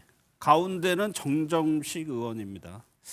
오늘이 이제 또 장동혁 대표가 이제 중진 의원들 면담이 예정돼 있다고 하는데 어제도 만나고 오늘도 만나고 그러는 것 같아요. 그러니까 어제 만났던 데에서는 두 가지 의견이 같이 나왔다는 겁니다. 장동혁 대표를 비판하기도 하고 옹호하는 목소리가 동시에 나왔다는 건데 글쎄요, 조영수 대표 이 중진 의원들 만나는 거 중요하죠. 그러면 뭔가 여기서 장동혁 대표가 합의를 그러니까 하나된 어느 정도 일치된 의견들을 끌어내야 되는 상황인 거잖아요. 그게 가능하겠냐는 거거든요.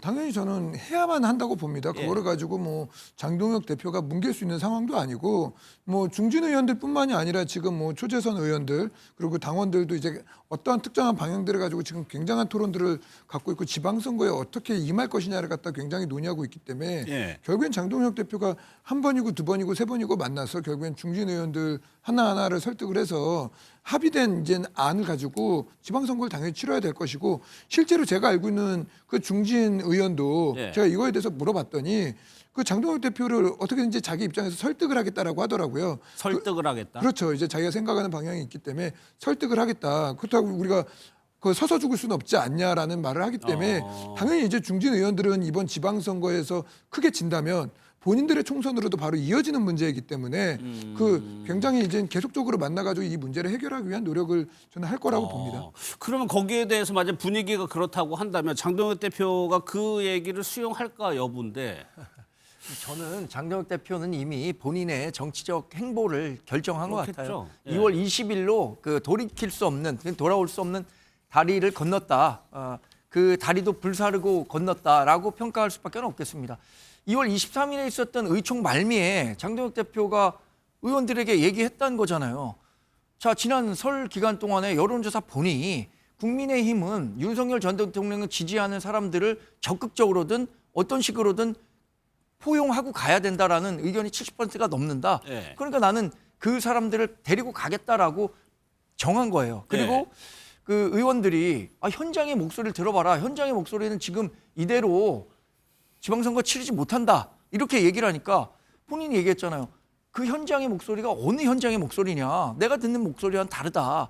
이렇게 얘기를 했기 때문에 지금 중진 의원들이 뒤늦게 참전한다고 해서 장동혁 대표가 갖고 있는 생각을 바꾸기는 어려울 것 같아요. 또 하나 네. 마지막으로 했던 얘기가 뭐냐면 지방선거는 어차피 투표율 낮다. 50% 초반이다. 이러면 적극적인 우리 지지층들이 투표장으로 오게 하는 것이 중요하지 중도 진영에 있는 사람들 우리 쪽에 와서 찍는다고 보장 못한다. 이런 취지의 이야기를 한 것으로 알고 있습니다. 예. 그렇다면 오히려 반대로 장동혁 대표가 중진 의원들을 설득할 수 있을까? 이건 어떻게? 글쎄요, 이제 지방선거에서의 역량 이런 것들 때문에 사실은 주된 이런 만남이 이루어지는 거잖아요. 그러면 현장에서의 목소리는 사실은 다 알고 있어요. 각 지역별로 온도차는 있지만 현장에서 얼마나 지금 어려운 소리, 예. 험한 소리들이 나오는 거는 중진 정도면 뭐 다 수집하고 알고 있죠. 그렇다고 보면 힘으로 밀거나 무슨 어떤 세력으로 밀거나 할 수 있을지는 모르지만 중진을 설득한다 이 개념으로는 좀 쉽지 않을 거라고 보여집니다. 다만 공천권이 있기 때문에 지금 약간 비껴 있는 어떤 TK 지역 이런 쪽의 중진과 또 다른 지역 중진과의 온도 차이는 있겠죠. 그래서 중진을 설득할 수 있다. 이 부분은 동의하기는 어렵습니다. 예. 지금 국민의힘에서도 이제 지방선거 중 서울시장과 이제 부산시장인데 여기서 후보군들이 이제 한두 명씩 지금 얼굴을 내밀고 있는데 부산시장부터 보면 현재 시장이 박형준 시장이죠. 그런데 주진우 의원 얘기가 나오고요. 안철수 의원 얘기도 나옵니다. 고민 중이고 검토하는 거냐 물음표가 찍혀 있는데 지금 이 두 분에 대한 지금 스탠스를 어떻게 정리하면 돼요?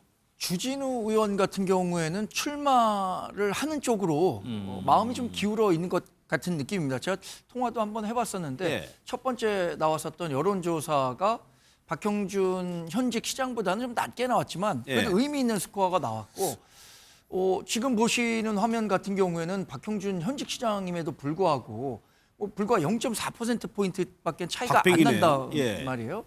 그러니까 주진우 의원이 초선 의원이고 아직까지 전국적인 정치인이 되지 않았음에도 불구하고 이 정도 평가면 내가 이걸 바탕으로 한번 돌풍을 일으킬 수도 있겠다라는 생각을 충분히 할 수 있을 것 같습니다. 예, 앞서 그 그래프 보면은 전재수 의원이 앞서 있긴 하지만은 보수 진영의 후보들이 이제 3명을 넣고 이제 진보 진영의 1명입니다. 요거를 다 합치면은 이 수치보다는 일단 넘어가죠. 그러니까 가능성이 있어 보이긴 이 조사 기준으로 보면은 신용한 의원께서는 이게 맞다고 근데 이제 이 여론조사는 이제 추세라는 게 있을 건데 아마 이제 비교적 최근에 주진우 의원이 입장을 밝히고 이제 한 거기 때문에 신상 효과 분명히 있을 수 있죠. 그리고 기존에 이제 박형준 부산시장에 대한 누적된 평가 예. 그리고 전재수 전 장관과의 어떤 편차 이런 것들이 종합적으로 영향을 미쳤을 건데 만약에 비슷한 여론조사 방식에서 한 번이나 두 번 정도 더 저렇게 나온다 그러면 더 나오면 예 그렇다고 보면 제가 현장에서 보면 뭐 우리 흔히 속된 말로 여론조사 결과 깡패다 이렇게 이제 농담하듯이 그 결과에 있어서 당 지도부나 당원들이 결코 무시하지 않겠죠. 근데 강성민 부대님 이 조사만 기초로 하는 겁니다. 그러면 전재수 의원 일단 근데 전체 합은 여전히 보수세가 좀 강하 보이기도 하거든요. 아무래도 이제 부산 지역이 민주당 세보다는 부산의 그 국민의힘 세가 원래 더 많죠. 강한 세라고 예. 이제 볼 수는 있겠죠. 근데 저는 이게 여론조사에 함정을 빠지면 안 되는데 아마도 주진우 의원 같은 경우는 이런 생각을 할 것 같아요. 박형준 시장을 꺾고 본인이 국민의힘 후보가 되잖아요. 예. 그러면 지금 박형준 후보의 지지 그리고 조경태 후보의 뭐 8.6% 저 지지가 모두 본인에게 와가지고 가져온다고 보는 거죠. 그래서 예. 전재수 의원을 이길 수 있다라고 예. 아주 단순한 논리로 착각할 수도 있는데 신중하셔라. 제가 말씀드리고 싶은 것이 예. 정당 지지율을 봐야 됩니다. 그리고 좀 부산 지역 같은 경우도 어쨌든 이 해수부 이전이라든지 여러 가지 정책적인 걸로 인해서 이재명 정부에게 상당히 기대가 높기 때문에 예. 저는 주진우 의원이 뭐 이름을 알리는 차원에서 도전은 할 수 있지만 실제로 후보가 돼가지고 괜히 국회의원 뺏지만 날아갈 수가 있다. 예. 저는 그런 조언을 드리고 싶습니다. 그러니까 현역 의원 입장에서는 본인의 국회의원 직이 걸려 있는 거죠. 근데 예. 이게 처음 시작에 불과한 거예요. 저는 추가로 이런 여론조사 많이 나올 겁니다. 그래서 양자 대결 여론조사가 분명히 나올 거예요. 부산 MBC든 뭐 국제신문이든 부산일보든 예. 그 양자 대결이라고 하는 것은 민주당의 전재수 의원을 가상 대결 상대로 박형준 현 시장 또 주진우 의원 뭐 더 나가서 조경태 의원까지 이런 양자 대결의 그 여론조사 결과가 나오는데 예. 그런데도 불구하고 주진우 의원이 상대적으로 굉장히 경쟁력이 있다. 또는 박형준 시장보다도 오히려 더 큰 폭으로 이긴다더라라는 여론조사 결과가 나오면 불이 쉽게 붙을 수 있어요. 근데 뭐 모르겠습니다. 박형준 시장도 크게 이기고 뭐 주진우 의원은 그것에 좀 미치지 못하는 결과가 나온다. 이러면 예. 그 불길이 좀 자그라들겠지만 앞으로 나올 가상 양자 대결에서 어떤 성적을 거두느냐에 따라서 저는 부산시장 선거가 굉장히 판세가 요동칠 수도 있겠다라고 예상해 봅니다. 당에서도 자체적으로 여론조사하죠. 예, 그럼요. 예.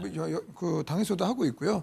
저렇게 이제 후보군들이 이제 나오기 시작하는 것 자체가 이제 국민의힘이 계속 이제 어려울 것이다라는 이제 예측들이 많았는데 특히 장동혁 대표 같은 경우 서울하고 부산에 자신의 정치적 생명을 걸 정도로 그랬죠. 지금 모든 예. 걸 이제 걸고 이제 접근을 하고 있고 저렇게 속속들이 이제 후보들이 나오면서 전체적인 총합이 압도하는 모양새를 보여주면서 저는 시너지 효과는 분명히 있을 거라고 보고 있습니다. 양자 대결뿐만이 아니라 모든 선거라는 게 후보군들이 나오기 시작하면서 제대로 된 경쟁력을 보여주는 거기 때문에 예. 그냥 부산시장 선거 한번 해볼 만하고 예. 지켜볼 만하다 이렇게 말씀드리겠습니다. 아니 그러면 국민의힘 차기 공천의 방향이 새로운 인물을 찾는다 이런 방향인 건 맞아요? 이정현 공관위원장이 분명히 이걸 얘기했습니다. 당 지지율보다 단체장이 지지율이 낮거나 경쟁력이 없을 경우에는 그 기득권을 포기해야 된다라는 입장을 분명히 밝혔고 예. 그리고 실제로 오늘 처음으로 인재 영입을 한 인물들도 있지만 그 새로운 얼굴들입니다. 새로운 자기 전문 분야에서 열심히 일하는 분들을 예. 영입을 했고 그리고 이러한 사람들을 발굴해서 많이 내보내겠다는 거예요. 그리고 기존에 있던 정치인들의 평가를 냉정하게 받게 하겠다는 겁니다. 그렇기 때문에 이정현 공관위원장의 방향이 그냥 가볍게 들을 일은 아니다라는 말씀을 드리겠습니다. 예. 서울시장은 어제도 잠깐 저희가 소개해드렸지만 신동욱 최고위원 조금 얘기 나오고 있고 나경원 의원 계속적으로 나오고 있었죠. 여기도 이제 박빙의 승부가 된다면 후보가 됐을 때 국회의원직을 내려놔야 된다는 점도 감안을 해야 되는 상황입니다. 예. 다음은 이제 재판 관련 상황을 볼 텐데 어제요. 건진법사 전성배 씨가 징역 6년을 선고받았습니다. 검찰 구형량보다 더 많이 선고가 됐는데 일단은 그 샤넬백, 그러니까 샤넬백이 두 개입니다. 근데 첫 번째 샤넬백에 대해서 어제 이진관 판사는 죄가 있다고 얘기를 했습니다. 우인성, 그러니까 김건희 여사 선고했던 우인성 판사 판결부터 한번 보겠습니다. 피고인이 윤영호에게 대선을 도와줘서 고맙다는 취지로 윤영호는 피고인에게 대통령 당선을 축하한다는 취지로 전화통화를 하였으나 이는 의례적인 표현이고 청탁이라고 볼 만한 것이 없고 그 시경부터 가방을 수수할 당시까지도 청탁이라고 볼 만한 것이 없어 이를 전제로 하여 알선 명목으로 금품을 받은 것으로 볼 수는 없습니다. 따라서 이 부분은 무죄로 판단됩니다. 주문, 피고인을 징역 1년 8월에 처한다. 김건희 여사 재판에서는 두 번째 샤넬백에 대해서만 죄를 인정했는데 첫 번째에 대해서는 죄가 없다라고 얘기를 합니다. 요약하면 구체적인 청탁이 없어서 이거는 무죄라고 봤는데 어제 이진관 판사는요. 똑같은 겁니다. 이 4월에 있던 샤넬백 의례적 선물로 보기 어렵다라고 해가지고 유죄를 선고했습니다. 이 샤넬백의 가격이 한 802만 원 정도 된다는 건데 먼저 강승분 이때 무죄 났을 때 굉장히 이 부분 논란이 됐었거든요. 근데 이진관 판사는 죄가 있다라고 봤어요. 독일한 사건에 대해서.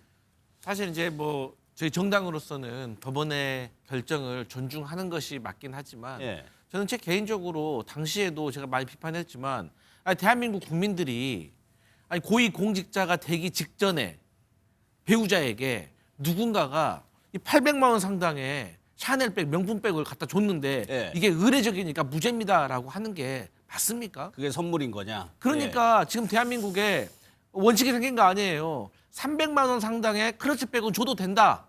공직자의 배우자에게. 그리고 고위 공직으로 가기 직전에는 인사차니까 받으면 된다. 대신 두 번째는 안 된다. 그리고 부부 공무원도 안 된다. 이런 우스갯소리가 나오는 거 아닙니까? 예. 그렇기 때문에 저는 사실 뭐 이 건진 법사가 뭐 1년 6개월 나오고 뭐 김건희 씨가 6년 나왔다고 하면 저는 그런다면 그나마 좀 이해가 될 수 있겠지만 그렇기 때문에 지금 사법개혁을 국민들이 원하고 있는 것이 아닐까 이렇게 예. 해석할 수 있겠습니다. 그러니까 중간에 이거를 전달한 사람으로 지목된 뭐 다른 뭐 혐의도 뭐 있을 수 있겠지만 그게 6년이 나왔어요. 그러니까 그 시점이 대통령 당선인 시절에 네. 이거를 준 거거든요. 3월 9일 날 2022년 3월 9일에 이제 대선이 있었고 바로 그날 새벽에 이제 당선이 확정됐고 예. 인수위 시절이란 말이죠. 그런데 이제 우리가 기존에 보면 뇌물죄라든지 이런 걸 의율할 때 보면 포괄적 뇌물죄 막 이런 것도 있잖아요.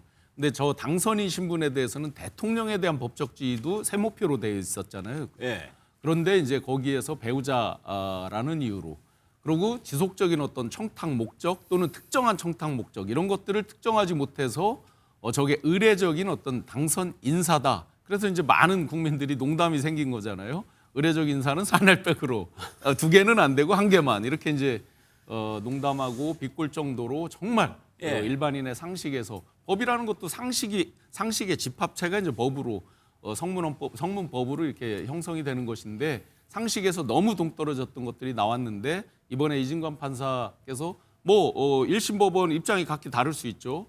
그러면서 정확하게 짚은 게 건진 법사가 만약에 그림자의 힘, 즉 김건희 씨의 힘이 없었다 그러면 자기의 어떤 고문료라든지 또는 주변에 여러 가지 그 청탁 이런 것들을 행사하기 어렵다, 받아들이기 어렵다 이런 현실적인 부분을 인정을 해서 이번에 이렇게 재단한 것은 일반인의 상식에 지극히 부합한다고 생각합니다. 예. 그래서 묵시적 청탁의 대가라고 본 겁니다. 또 이진관 판사는 뭐라고 얘기를 했냐면 윤석열 전 대통령과 김건희 여사와 통일교는 상호 공생 관계를 형성했다는 겁니다. 그래서 정교 유착이 이제 초래됐다라고 판단을 했는데 이거는 뭐 국민의힘하고도 좀 관련이 있는데 뭐 그래서 전성배 씨에 대해서 예. 형량이 굉장히 높아진 것 같아요. 근데 구형보다 높게 그 선고량이 나왔잖아요. 그렇죠. 일반적인 재판의 경우에요. 검찰이 구형했던 것보다 판사의 선고량이 높은 경우 대략 어느 정도 확률인지 아세요? 10% 안 됩니다. 그런데 이진관 재판부는 벌써 두 번이나 한덕수 전 총리에 대해서 구형량보다 훨씬 높은 23년형을 선고했고 지금도 5년형 구형에 6년형을 선고했어요. 예. 저는 뭐 이진관 재판부의 판단 존중합니다. 또 우인성 재판부도 김건희 여사에 대해서 징역 선고했던 것 인정하는데 이 편차가 워낙 크다 보니까 국민들이 쉽게 납득하기가 좀 어려운 것 같아요. 분명히 어떤 그 재판에 대한 선입견을 갖고 있는 것 아니냐, 사건에 대한 이런 의심을 할 수밖에 없는 것 같아서 이 2심에 가서 어느 정도 뭐 좀 키높이가 돼야 되는 사안 아닌가라는 생각도 해봅니다. 저는. 예. 여기 요약을 하면 이겁니다. 한덕수 전 총리 15년 구형하고 23년, 징역 5년 구형하고 징역 6년 선고. 뭐 이런 거를 법조계에서 아니 그래서 3심제를 두는 거다라고 얘기를 하기도 하던데 강성필 부대변인은 이 현상을 어떻게 좀 보세요? 그러니까 이제 판사마다 본인의 성향이 있고 전례를 보면 어떤 판사는 어떤 사건에 대해서 무겁게 양형을 한다라고 하는 분들도 있고 예. 또 스타일상 또 가볍게 선처를 하는 경향이 강한 판사도 있는 겁니다. 그렇기 때문에 저는 이진관 판사 같은 경우는 사실에 대해서 좀 무겁게 엄벌에 처하는 저는 그런 성향이라고 해석을 할 수 있을 것 같아요. 예. 그런데 저는 지금 민주당에서 좀 다른 얘기가 될 수 있지만 그래서 저희 민주당에서 법 왜곡죄에 대해서 추진을 하는 거예요. 그러니까 저도 앞서서 우인성 판사의 재판 결과에 대해서 저희가 어떻게 하겠습니까? 받아들여야지. 하지만 너무나도 이해가 안 가는 거예요. 아니 고위공직자 대통령 당선인 신분의 배우자에게 800만 원짜리 샤넬백을 준 게 어떻게 의례적인 겁니까? 이거는 국민들의 상식에 어긋나는 거예요. 법 왜곡죄가 경험칙에 어긋나는 것, 즉 국민 상식에 어긋나는 법리를 적용하는 거거든요. 그래서 저는 이 부분에 있어서는 국민들이 혼란스러워할 부분이 아니라 제대로 항소심에서 바로 잡히기를 바랄 것이다. 예. 그렇게 생각합니다. 그러니까 이 사안은 각각의 항소심에서 또 어떻게 판단할지도 봐야 되고 이게 하나로 수렴을 할지 달라질지도 봐야 됩니다. 또 하나 그래프 목걸이라고 이제 기억하실 텐데 김 여사 측에서는 이 그래프 목걸이를 받은 적이 없다라고 주장을 하고 있습니다. 오히려 배달 사고가 났을 수 있다라고 했는데 여기에 대해서도 이진관 판사는 그럴 가능성 없습니다. 그러니까 배달 사고 가능성 없어 보인다라고 이제 좀 명확하게 얘기를 했어요. 네, 사실은 이제 지속적인 관계를 유지해왔던 것들이 있잖아요. 심지어 김건희 씨의 그 휴대폰이 건진법사의 법당에서 압수수색을 당할 정도로 긴밀한 관계라는 게 보여지잖아요. 그러면 건진법사의 그동안에 저도 많은 부분을 제가 이제 공개를 하고 했지만 그 힘의 원천이 어디였느냐? 결국은 이제 권력이잖아요. 검찰총장, 중앙지검장 그 당시에 어떤 이념부터 해서 권력의 힘인 거잖아요. 대통령까지 된 그 권력의 힘, 그림자의 힘. 그렇다고 보면 이걸 만약에 중간에 배달 사고를 냈어요. 통일교회 관계가 있잖아요. 항상 확인하는 것도 알고 있을 거란 말이에요. 통일교에서는 심지어 자체적으로 배달 사고가 날까 봐 자체적으로도 크로스 체크를 하고 사진 찍어두고 문자를 보내서 확인을 하고 서로 그러고 있잖아요. 그걸 건진법사가 몰랐을 리가 없죠. 그렇다고 보면 이 배달 사고를 났을 경우에 막 권력이 시작하는 그 어떤 힘의 정점에 있을 때인데 이걸 배달 사고를 냈다? 그럼 완전히 자기가 큰일 난다 하는 것들을 잘 알고 있는데 그게 배달 사고를 냈을 리 없다라고 보는 게 일반인의 상식에 부합하죠. 그러니까 앞서의 이제 그 샤넬백 관련해서 이진관 판사는 영향을 받지 않았어요. 오히려 반대 결론을 냈어요. 그러면 이렇게 또 그래프 목걸이에 대해서 이진관 재판부가 이렇게 판단한 게 다른 재판에도 영향을 미치느냐. 그러니까 여전히 독립적으로 어떻게 이거 예상을 해야 되는 겁니까? 실제로 이제 그러면 어느 게 저울질을 해봤을 때 과연 어느 게 더 국민의 상식적이고 양심적인 판단에 부합하느냐, 무게가 더 있느냐라고 보면 쉬울 것 같아요. 2심에서도 마찬가지로 여러 가지 이제 상황 이게 이제 실질적인 어떤 증거 이런 거를 못 찾다 보니까 정황을 보고 판단을 할 수밖에 없는 또 시간이 그만큼 지났잖아요. 그러다 보니까 결국은 합리적인 추론의 영역에 들어가 있는데 과연 어느 것이 가장 앞, 뒤, 그다음에 그 뒤에 권력을 행사한 모습까지 비추었을 때 국민의 상식에 부합할 것이냐라고 본다면 자명하다고 봅니다. 알겠습니다. 이진관 판사는 주기현 판사와 다른 또 성격으로 화제를 많이 모으고 논란이 되기도 했습니다. 굉장히 좀 엄하게 재판을 진행했었죠. 영상을 저희가 한번 모아봤습니다. 저는 선사하지 않겠습니다. 그러면 제재를 가하겠습니다. 네, 그러십시오. 네, 과태료 50만 원에 처합니다. 형사재판에서 선서 거부하는 건 처음 봤습니다. 저는 어쨌든 비상계엄이라는 거는 있을 수가 없는 일이라 또 우리 국민들의 그 비상계엄에 대한 여러 가지 트라우마 이런 것들로 봐서 절대로 있어서는 안 된다고 생각합니다. 왜 그걸 윤석열한테 말씀하시기로 했습니까? 비상계엄을 하기 전에 저희가 지금 그런 여러 가지 비상계엄은 안 됩니다. 제거해달라고 같이 호응할 수 있는 아주 좋은 그러니까 왜 가만히 계셨습니까? 그러니까 저는 저 안에서 대통령께 말씀드렸고 피고인 재판 과정에서도 허위로 진술을 번복하고 대통령실 CCTV와 같은 객관적인 증거에도 불구하고 아무런 기억이 나진 않는다고 주장하는 등 진실을 은폐하고 책임을 벗어나고자 할 뿐입니다. 주문 피고인을 징역 23년에 처한다. 사법부가 계속해서 정치권에서 큰 화두가 되고 있는데 뭐 물론 진영에 따라서 생각에 따라서 같은 현상을 보고도 다르게 해석을 할 수 있을 것 같습니다. 조영술 대변인께서 보시기에는 이진관 판사 재판 진행 과정 그리고 선거를 좀 어떻게 지켜보셨어요? 뭐 그거는 이제 뭐 성향은 좀 강한 분 같아요. 예. 이제 물론 이제 국민의힘도 이제 재판 결과에 대해서 존중을 하겠지만 당연히 이제 1심 재판부에서는 그런 엇갈리는 의견들이 나오는 경우들이 많습니다. 그리고 재판관의 성향이 특히 많이 드러나는 게 1심 재판이고 보통 우리가 2심을 하는 경우는 새로운 증거 그리고 이제 법리를 갖다 이제 어떻게 보면 맞춰가는 과정이거든요. 0점 조정을 하기 때문에 예. 어쨌든 이진관 그 재판부에 대해서 여러 가지 뭐 논란도 있겠지만 결국엔 이것들이 다 지금 2심으로 넘어갔고 그리고 그 판결들이 결국에는 그 조정이 돼가지고 조금 더 이제 구체적으로 압축되어 있는 법리로 논의가 될 거기 때문에 예. 뭐 지켜봐야 되지 않겠습니까? 알겠습니다. 이제 좀 트럼프 대통령 좀 소식을 오늘 취임 후에 처음으로 이제 의회에서 국정 연설을 했습니다. 굉장히 길게 했거든요. 저희가 핵심적인 장면만 모아봤습니다. Everything was working well. Countries that were ripping us off for decades are now paying us hundreds of billions of dollars. They were ripping us so badly, you all know that. Knowing that the legal power that I, as president, have to make a new deal could be far worse for them. Our nation is back, bigger, better, richer, and stronger than ever before. We're going to do better and better and better. This is the golden age of America.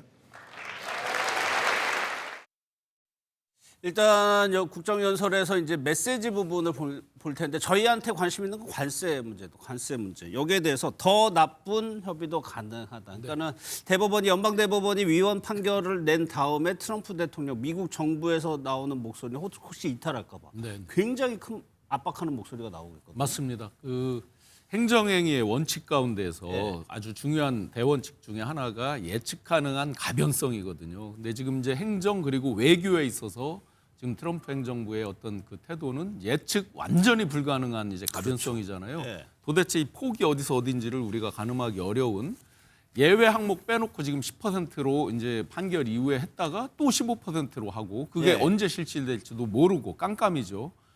그러다 보니까 패권 국가로서 전 세계를 지배하는 어떤 패권 국가로서 자꾸 이제 그 우방국까지 배척하게 되는 어떤 그런 결과들을 많이 스스로 자초하는 측면이 있죠. 일부 자화자찬은 분명히 근거가 있습니다. 고용률이라든지 새로 신규 일자리 창출, 뭐 CPI, 소비자 물가 지수 여러 가지 면에서 자국민 우선주의, 아메리카 퍼스트를 강조하면서 일부 수치상 좋은 면이 있습니다. 그 이면에 가려진 이제 어떤 다른 국가들의 희생이라든지 인접 국가들의 희생 이런 것들은 이제 일체 드러내지 않는 거죠. 그러면서 점점점 고립되는 결과 결국은 중간 선거를 의식해서 이제 모든 것들이 향해 가는 것 같습니다. 그 패권을 유지하기 위한 어떤 이런 부분들이 그렇게 가는 것 같아서 굉장히 씁쓸하고 이것을 소위 이제 우방 국가로서 미국을 둘러싼 최우방 국가 중에 하나인 대한민국으로서도 굉장히 진짜 당황스럽고 씁쓸한 그런 장면들이죠. 예측을 할 수 없다는 예측 불가능한 거예요. 그 어느 정도 밴드 그 폭이 있잖아요. 그러니까 이게 10%에서 또 하루 이틀 만에 15% 올린다고 하다가 이제는 슈퍼 301조도 꺼내 들고 있고 품목 관세도 남아 있어요. 그러니까 상대국으로서는 도대체 트럼프 대통령이 어디까지 얘기하고 뭘 얘기할지 예측이 안 되는 상황입니다. 그래서 이제 강훈식 대통령 비서실장이 일전에 그런 말을 했잖아요. 이제 트럼프 정부와의 앞으로는 계속해서 변화하는 것이 뉴노멀이다. 그렇기 때문에 당시에 야당이 정부와 여당을 상대로 왜 협약서를 쓰지 않느냐라고 이제 계속 주장을 했었던 거 아닙니까? 그때 또 정부와 여당이 또 설명을 했던 것 중에 하나가 지금 미국 연방 대법원의 무역 대법원에서 트럼프의 이 과세에 대해서 위법한 결론이 나올 수가 있다. 벌써 1심, 2심에서 그렇게 나왔다. 그래서 3심을 두고 있지만 거기도 결과가 안 좋을 거다. 그렇기 때문에 우리가 섣불리 협약서를 쓰는 것이 과연 우리에게 좋은 것인지에 대해서 고민 많이 해야 된다라고 설명을 드렸었거든요. 그런데 사실 또 이번에는 그러면 또 이 무역법 122조에 의해 가지고 관세를 10%를 또 전 세계에 부과했다가 15%로 바로 올렸는데 이게 우리에게는 또 15%가 또 나쁜 건 아닙니다. 그런데 또 상대적으로 중국이라든지 브라질이라든지 뭐 다른 나라 같은 경우는 50%, 40%였는데 당분간 또 150일이라는 또 낮게 하는 이런 현상이 일어나고 그러면 그들과 우리의 또 가격 경쟁력의 차이가 있는 것이기 때문에 사실 이 불확실성을 해결하는 것이 제일 좋은 방법이지만 하지만 현실은 어려운 면이 있기 때문에 그래서 저희는 저희 나름대로 지금까지 해왔던 협상을 고수하는 것이 지금으로서 가장 현명한 방법이 아닐까 그렇게 생각합니다. 또 하나 저는 개인적으로 이제 민주당과 이제 정부 이제 여당과 이제 이재명 대통령이 그 이 관세 협상이라는 이 국익 앞에서 여야가 어디 있겠습니까? 그래가지고 좀 야당을 갖다가 이제 논의 기구에 좀 많이 적극적으로 많이 참여를 시켰으면 좋겠다는 생각을 합니다. 사후적 그 협조가 아니라 그 논의 과정에서 일부라도 적극적으로 보안을 유지하면서 유연한 대응을 할 수 있게끔 하면은 야당이 껌껌이 의심하고 반대하지 않을 거라는 생각을 하기 때문에 이 국익 앞에서는 조금 그 정쟁을 내려놓고 좀 열린 자세로 이재명 정권이 좀 갔으면 좋겠다는 생각이 듭니다. 좋은 말씀 하셨습니다. 정말 발전적이고 건전한 말씀 하셨어요. 실제로 그런 자세를 늘 견지를 하죠. 배제를 하거나 또는 다 해놓고 사후 통보할 이유가 없죠. 그런데 이제 미국과의 관계에서 항상 처음에 이제 집권할 때부터 국민의힘에서 민주당 정부부 친중이다 뭐 다른 이제 프레임을 걸어서 많이 비판을 해오다가 막상 중요한 것들을 협력하고 협의할 때는 또 다른 비판을 걸고 빠지고 이런 형태를 많이 보였는데 지금 대변인님 말씀대로 그렇게 할 수 있다 그러면 그게 베스트라고 생각합니다. 알겠습니다. 또 트럼프 대통령이 이게 정책 홍보라고 봐야 될지 모르겠는데 AI 영상, 사진을 본인의 SNS에 많이 올리는데 이번에는 캐나다 아이스하키 선수를 때리는 영상을 올렸다고 하네요. 그 영상 한번 보겠습니다.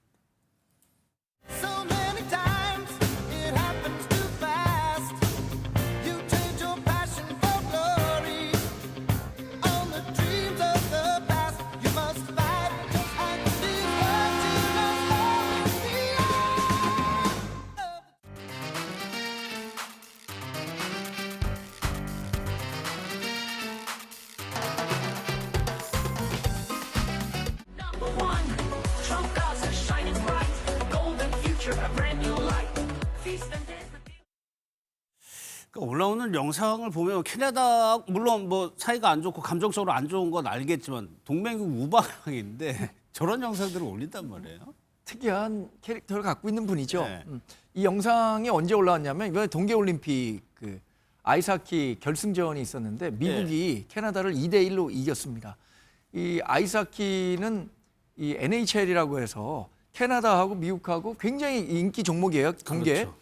그래서 라이벌 의식도 강한데 그거를 기념해서 올렸다고 하기에는 그렇다고 하더라도 조금 더 폭력적이고요. 근데 이 트럼프는 항상 자기가 굉장히 강하다, 남성다움 이런 것들을 강조해 왔는데 뭐 그런 영상 차원에서 올린 게 아닌가 싶은데 저게 글쎄 국민들로부터 어느 정도나 호응을 받는지 모르겠어요. 최근에 그 트럼프 대통령의 국정 지지율이 40% 아래로 떨어져 갖고 중간 선거 앞두고 굉장히 고전하고 있는데 뭐래도 해봐야겠다는 생각을 하고 있는 건지 모르겠습니다. 그러니까 미국 정치에 대해서 정확히 저희가 알지 못해가지고 효과가 있는지는 모르겠는데 아무튼 SNS 저런 성향이다 보니까 또 하나 우려되는 게 이란 상황입니다. 지금 미군의 어떻게 보면 항공모함을 비롯해서 군용기가 거의 걸프전 이후 최대 규모로 지금 이란으로 향하고 있는 상황입니다. 유럽 중동에 군용기가 150대 이상이 배치돼 있는 상황이에요. 이러다 보니까 트럼프 대통령이 예측할 수가 없잖아요. 그러니까